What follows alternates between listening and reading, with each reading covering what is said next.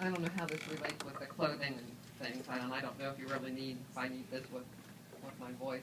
My daughter can attest to I really don't need a microphone.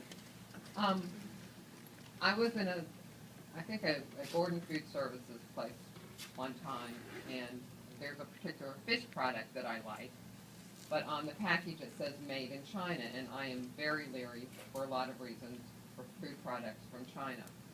And I happened to ask the GFS guy, no, this product did not come from GFS. I can buy it at Kroger, I can buy it at Meijer, I can probably buy it at Walmart, but anyway.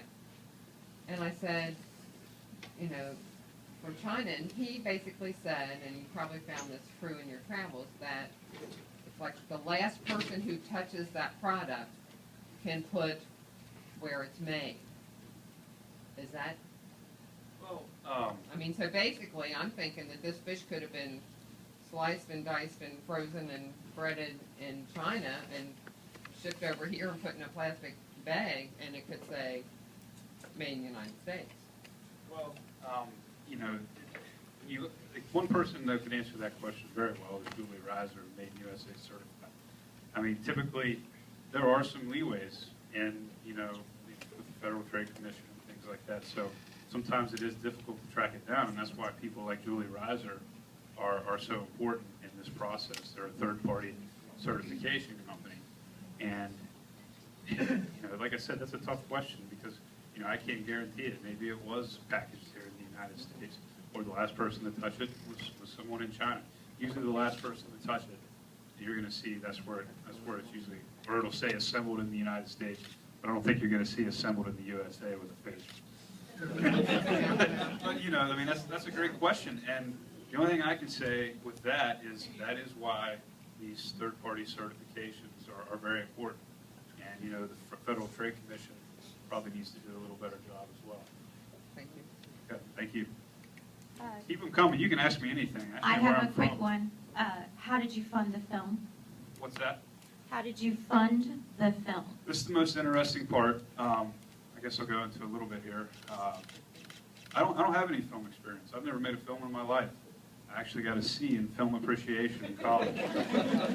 Maybe it showed right there. I don't know. You know, I believe, I'll get into the funding. You know I like to talk. I believe, you know, when you want to accomplish something in life, you want to be a leader, you want to open up a business, you have to admit to yourself where you're weak. And I knew I've never made a film before. So I started reaching out to people in the industry that made films and had experience. And part of that is financing, learning how to finance your film. So I got in touch with a producer who actually turned down several of my scripts. Now, I said I never made a film, but I did try to write scripts. Got told no over and over again. But I called up a guy that actually turned me down on a few scripts. He's a former Marine. He's had experience in the feature film industry. His name's Ron Newcomb. And I told him about this, and he goes, I love the idea of this film. I'm going to help you. And he led me to a website called Indiegogo. And our goal was $5,000.